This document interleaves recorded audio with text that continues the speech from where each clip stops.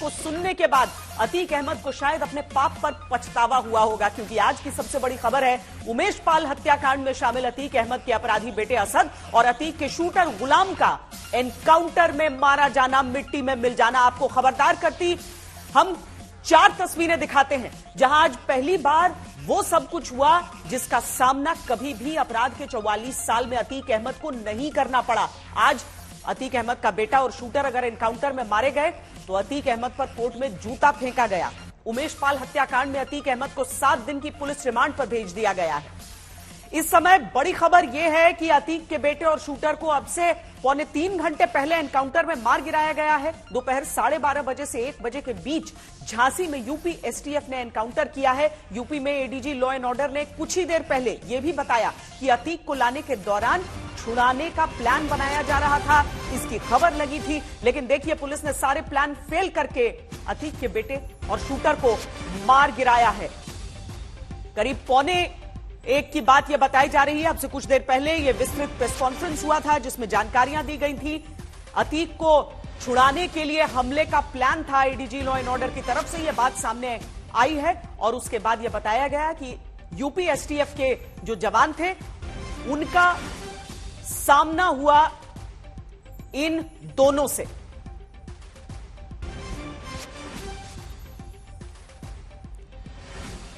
हम आपको एक एक करके दिखाते हैं कि किस तरीके से यह सबसे बड़ा एनकाउंटर हुआ, किस तरीके से सबसे बड़े एनकाउंटर को अंजाम दिया गया। कर रहे थे, आज डर लग रहा।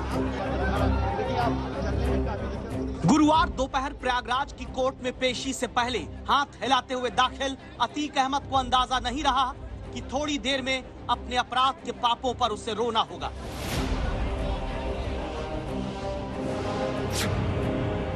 अतीक अहमद मिट्टी में मिलने की बात बुधवार को कहता है। गुरुवार दोपहर खबर आती है कि अतीक का फरार अपराधी बेटा असद मिट्टी में मिला दिया गया।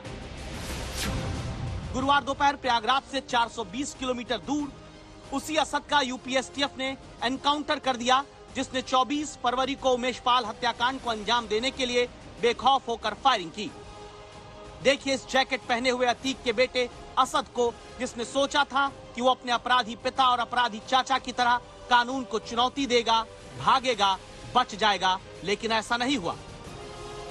जो सामने दिख रहा है तमंचा पड़ा हुआ है, वो तमंचा भी देखिएगा, जो असलहा है, जिस असलहा से टीम पर हमला किया गया था वो असलहा भी दिखाया गया है। यहाँ पर भागते समय एसटीएफ ने उन पर हमला किया है। अब देखिएगा, फिर आपको दिखाएंगे। देखिए अब साफ तौर पर देखा जा रहा है तमंचा पड़ा हुआ है, जो नीचे बाइक पड़ी हुई है, यहाँ पर एनकाउंटर किया गया है। ये एसटीएफ की बहुत बड़ी सफलता है। आज तक ने देश को सबसे पहले खबरदार करते हुए बताया है कि अतीक के बेटे असद का झांसी में एसटीएफ ने एनकाउंटर किया। असद ही नहीं, अतीक के शूटर गुलाम को भी मुठभेड़ में ढेर किया गया। 5-5 लाख के इनामी असद और गुलाम मार दिए गए। यूपी एसटीएफ ने इनके पास से विदेशी हथियार बरामद किया है। पुलिस टीम ने रोकने की कोशिश की और बकायदा चेतावनी दी, जिसके बाद सामने की तरफ से फायरिंग हुई और उस जवाबी कार्रवाई में यूपी एसटीएफ ने भी फायरिंग की और जिस मुठभेड़ में असद, जो माफिया अतीक अहमद का बेटा था, 5 लाख का इनाम था, उसको मार गिराया गया। साथ ही साथ 5 लाख का जो इनामी गुलाम था उसको भी मार गिराया। तो एक बड़ा एक्शन है यूपी पुलिस का। जिस तरीके से ये एनकाउंटर हो गया है, अब यहाँ पर प्रयागराज में चूंकि हम लोग कोर्ट के बाहर मौजूद हैं तो एक उत्साह वकीलों में दिख रहा है, क्योंकि आज जिस वक्त उसे लाया जा रहा था उस वक्त गाली गलौज हंगामा निकलते वक्त जब उसे पता चल गया था कि उसके बेटे का एनकाउंटर हो गया है, उसके बाद उसे जब ले जाया जा रहा था तब उसके ऊपर जूते भी चले हैं। असद और गुलाम को यूपी एसटीएफ की टीम लगातार ट्रैक कर रही थी। पुलिस एक बार पॉलीथीन से बम निकालकर मारने वाले गुड्डू मुस्लिम के करीब पहुंच गई थी, लेकिन जैसे ही अब झांसी में दुकान से निकलकर गोली चलाने वाले गुलाम और पिस्टल लेकर उमेश पाल को अंदर तक मारने के लिए गए अतीक के बेटे असद का पता चला, एसटीएफ की टीम ने ललकारा। फायरिंग असद और गुलाम ने की तो मुठभेड़ में फिर उठ नहीं पाए, मिट्टी मिट्टी कर दिए गए।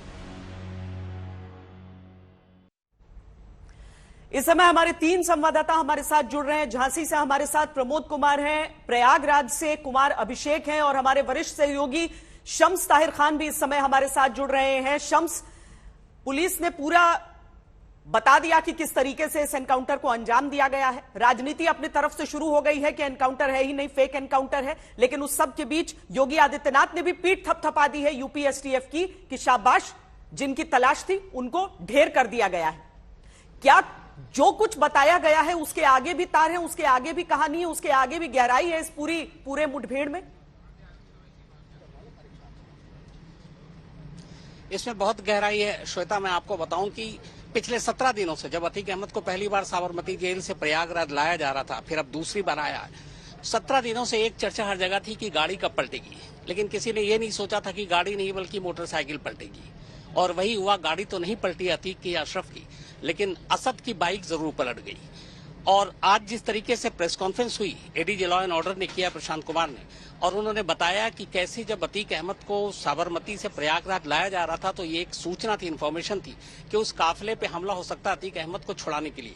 और ये बात पिछले 15 दिनों से मीडिया में थी कि कहीं एक ऐसा गाड़ी भी न पलटे और ऐसा इनकाउंटर न हो जाए कि अतीक को छुड़ाने के लिए कुछ लोगों ने हमला किया और शायद उस हमले में असद मारा जाए। ये बिल्कुल चैनल पर या अखबारों में खबर नहीं है, लेकिन जितने भी क्राइम रिपोर्टर हैं या फिर जो पुलिस के लोग हैं वो ये सारी बातें जब पहली बार मेरठ में इस तरीके से सूचना मिली गुड्डू मुस्लिम के होने की, वहां से पहला इनपुट मिला था यूपी पुलिस को। इसके बाद अतीक अहमद के जो साले हैं अखलाक, अतीक अहमद के जो साले हैं अखलाक, उस पर नजर रखी गई। और उसके थ्रू, चूंकि असद अहमद जब भागा हुआ था पिछले 45 दिनों से, उसे पैसों की सख्त जरूरत थी, इधर उधर छुपने के लिए, फोन के लिए, खाने पीने के लिए, ठहरने के लिए। तो 2 से 3 ऐसे लोग थे जो लगातार असद के संपर्क में थे। असद लगातार अपने सिम कार्ड ही नहीं बल्कि फोन भी बदल रहा था। 3 ऐसे मौके आए जब लगभग वो हाथ आ चुका था, एक मेरठ में, एक दिल्ली के संगम विहार इलाके में और तीसरी बार अजमेर में।